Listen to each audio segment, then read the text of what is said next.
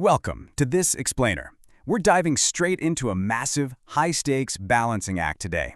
We're looking at exactly how climate regulations affect multi-billion-dollar capital allocations in Canada's oil and gas sector. And when I say multi-billion, I mean it. The financial stakes here for the national economy and global climate targets are just astronomical. Everything we're unpacking today comes directly from the public record of the Senate Committee on Energy, the Environment, and Natural Resources. We're going to explore how industry regulations directly alter the flow of that investment and why understanding this dynamic matters so much for our future. Okay, let's look at our roadmap. We're going to cover the economic emissions paradox, how capital and path dependence work, the big debate over regulatory burden, where climate tech funding is actually going, and finally, what policy signals mean for future capital. Let's jump into Section 1, the economic emissions paradox and weighing the sector's impact. To really grasp the regulatory and investment debate, we first have to understand the sheer scale of this industry. Take a look at this number. During the Senate hearings, former Bank of Canada Governor David Dodge pointed out that mining, oil, and gas account for a whopping 7% of the Canadian economy. To put that into perspective, in the U.S., it's only about 1%. This sector is an absolute fiscal powerhouse. The committee erred it boasts an incredible labor productivity of over $220 per person, which completely blows manufacturing and services out of the water. We're talking about an industry generating immense revenues, often topping $200 billion in exports recently. But on the flip side of the scale, we have this number. Official national inventory data presented to the committee reveals that this exact same highly productive sector produces up to 31% of Canada's total domestic greenhouse gas emissions. This perfectly illustrates the paradox, and it's exactly why regulating this industry is so incredibly tricky.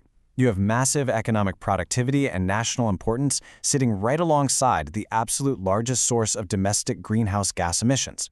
Figuring out how to manage this, and specifically how regulations shift where investors put their money, is arguably the defining economic challenge of our time.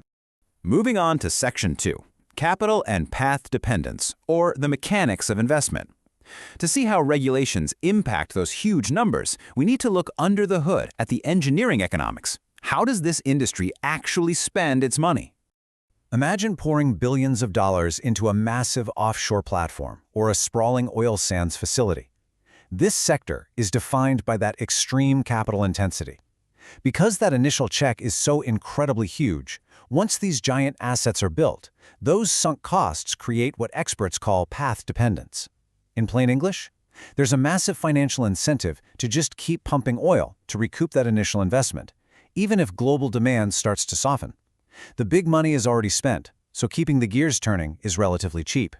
So, the really crucial point here is that poorly signaled regulations, sudden policy shifts, or a failure to align with global climate targets drastically increase the risk of stranded assets. This is pretty much an investor's worst nightmare. It means sinking billions into a project only to have new regulations or a drop in global demand render it totally worthless before it ever pays for itself. This specific risk hangs over literally every single dollar being invested in the sector today. That brings us to Section 3, the regulatory burden debate and diverging perspectives. Here's where we hit the core debate over the regulatory environment, and you'll see two wildly different takes on how to handle emissions caps and carbon pricing. On one side, industry advocates and economic experts like David Dodge argue that piling on regulations risks something called capital flight.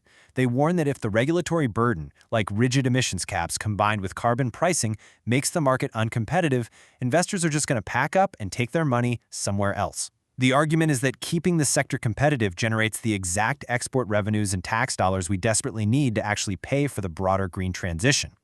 But, directly contrasting this, environmental experts like Simon Dyer from the Pembina Institute testified that without strict, government-mandated caps, companies simply won't put their capital toward deep decarbonization on their own. The argument here is straightforward. The free market alone isn't going to solve the emissions problem. From this perspective, only rigorous enforced regulations will force that massive multi-billion-dollar shift toward vital climate solutions.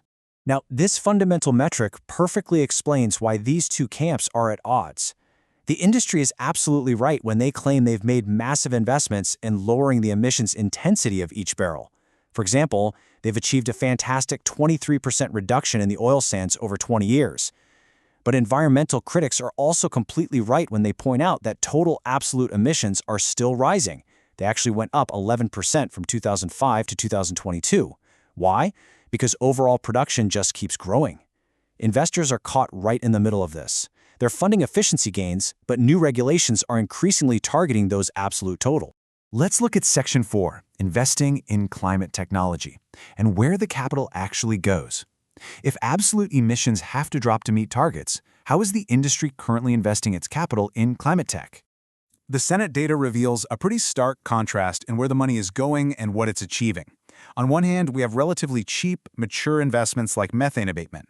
This has been a huge success story, driven by both smart regulations and solid economics, leading to a 52% reduction in methane in Alberta since 2014 alone. But on the other hand, the industry's biggest bet for deep, absolute reductions is carbon capture, utilization, and storage, or CCUS. And this one carries massive financial and technological risk.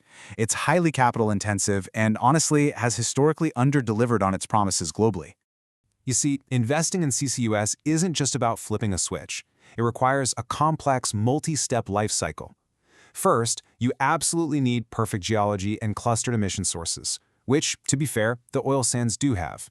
Second, it involves heavy, drawn-out negotiations for taxpayer subsidies and tax credits to offset those massive risks we just talked about.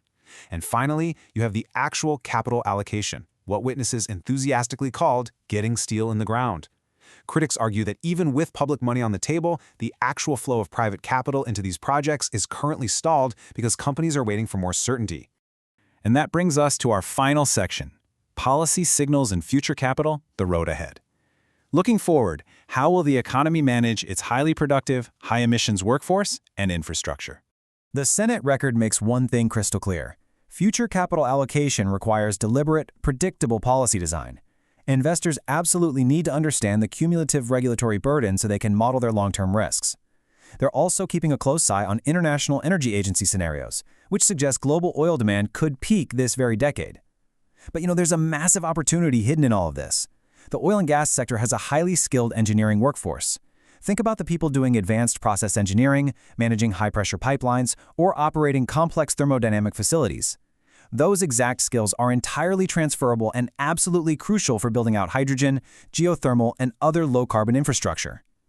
The real challenge for policymakers is creating the right, just transition signals that guide both the capital and this highly capable workforce seamlessly into the future. So as you think about how billions upon billions of dollars are moved across our economy, ask yourself this provocative final question based on the Senate evidence.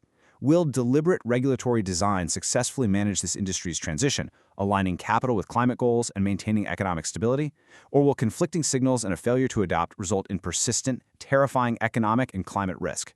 The answer to that question will literally determine the financial and environmental future of the country. Thank you so much for joining me for this explainer, and I hope it gave you a clear, structured look into the complex investment equation of climate regulations.